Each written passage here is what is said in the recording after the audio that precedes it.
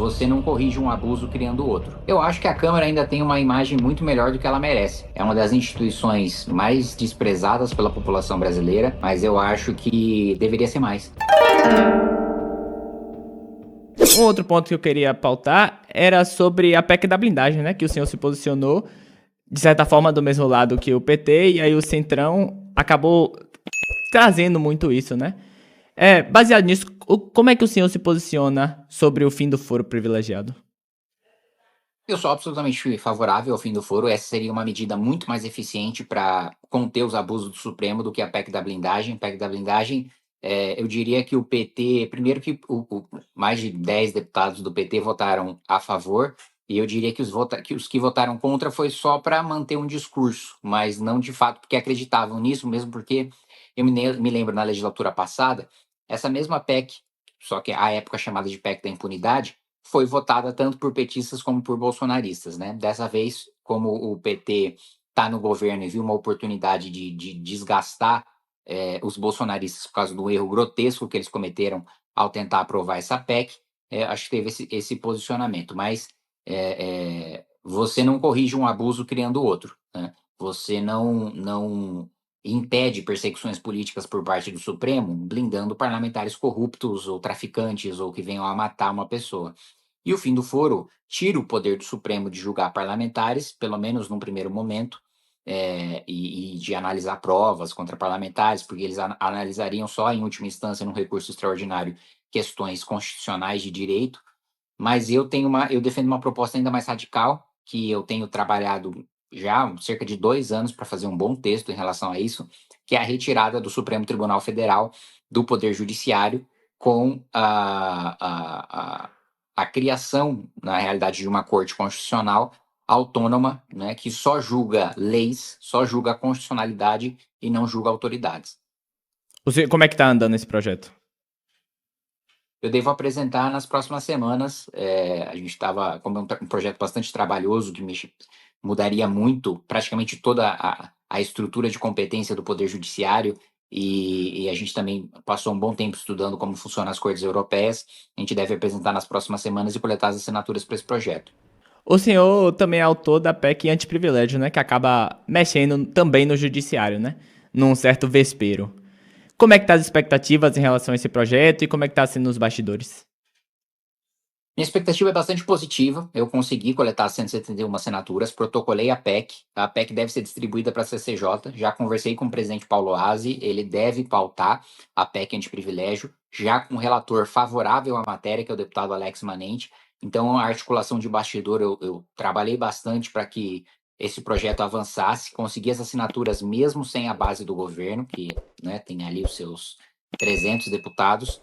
E agora, na primeira fase de tramitação, na aprovação de Comissão de Constituição e Justiça, eu acredito que até o final do ano ela deve estar aprovada. Uma outra pauta que eu queria falar é em relação à Câmara, a imagem que a Câmara passa, né? Porque nas últimas pesquisas tem mostrado um índice de reprovação. Qual é o reflexo que o senhor pega disso e qual é a avaliação que o senhor faz dos seus colegas da casa? Eu acho que a Câmara ainda tem uma imagem muito melhor do que ela merece, né? É uma das instituições mais desprezadas pela população brasileira, mas eu acho que deveria ser mais. Porque a maior parte dos parlamentares não lê o que vota, não tem qualificação para fazer a interpretação ou o debate das leis que nós votamos e aprovamos aqui. A maior parte só está interessada em saber quanto é que o governo está pagando para ele votar aquela matéria. Então, infelizmente, nós temos um Congresso hoje majoritariamente de pessoas que não têm o menor interesse em debater a legislação de país, em debater questões estruturantes para o país, só está interessado em se perpetuar no poder, vendendo seu voto para o governo, não interessando qual governo seja esse. Tem gente que está aqui vendendo voto para o governo desde Fernando Henrique até hoje, passando pelo Lula, passando pelo Temer, passando pela Dilma, passando pelo Bolsonaro e agora vendendo voto para o Lula de novo. Então, o Congresso está recebendo até uma imagem melhor do que merece por parte da população. Agora, sobre o governo Lula em si, o governo Lula 3, como é que o senhor avalia? Olha, eu acho que dois principais aspectos. Um desastre na economia, né? Uma inflação de alimentos batendo uma alta para cima da meta estabelecida pelo governo. Taxa de juros altíssima, né, de 15% ao ano, uma das maiores taxas de juros real do mundo inteiro, né? Nós estamos para trás em praticamente todos os indicadores, comparando com os nossos pares, países em desenvolvimento. Não há crescimento estrutural do país. Nós tivemos um crescimento baseado em crédito e gasto público, que não se sustenta, é um crescimento artificial. É como se eu gastasse durante um ano todo o limite do meu cartão de crédito e pagasse o mínimo. Durante esse um ano que eu estouro o limite do meu cartão de crédito, eu vou viver muito bem, com um dinheiro que eu não tenho. Só que no ano seguinte eu vou ter que pagar toda essa fatura, não vai sobrar nem para eu sobreviver, muito menos para eu manter aquele padrão de vida que eu tive quando estava estourando o limite do cartão de crédito. É isso que o governo Lula fez em relação para ter um crescimento, né, artificial. E aí a conta está chegando agora. Aumento de tributação, sem nenhum corte de gasto, sem nenhum corte de privilégio, nem para a elite privada, nem para a elite pública. O discurso contra os mais ricos é só discurso, porque os mais ricos da iniciativa privada continuam recebendo privilégios tributários nas casas dos bilhões, e a elite pública continua recebendo super salários de 100, 150 mil reais por mês. Na questão da segurança pública, a esquerda, a base do governo de maneira geral, sempre trabalharam para o afrouxamento das leis penais, e isso se reflete na tomada do crime organizado que a gente está vendo no nosso país, e também piora em vários indicadores de segurança pública, principalmente em crimes de responsabilidade de enforcement por parte do governo federal. Então, eu diria que é a continuidade do governo desastroso da dinastia petista, que já vai durar aí 20 anos e que levou a gente, em boa parte, não só ela, mas em boa parte, é, até nesse nível de atraso que nós estamos hoje em relação a outros países. Eu vi algumas semanas atrás, eu acho que foi o Renan, defendendo de que Lula não iria para a reeleição. Como é que o senhor avalia? Se acredita que iria? Agora, ainda mais depois do tarifaço? Eu acho que daqui até a eleição, o governo Lula só vai ter notícia ruim. E seria muito arriscado para o Lula, que agora está mais pensando na própria biografia do que no poder, disputar uma eleição com risco de perder.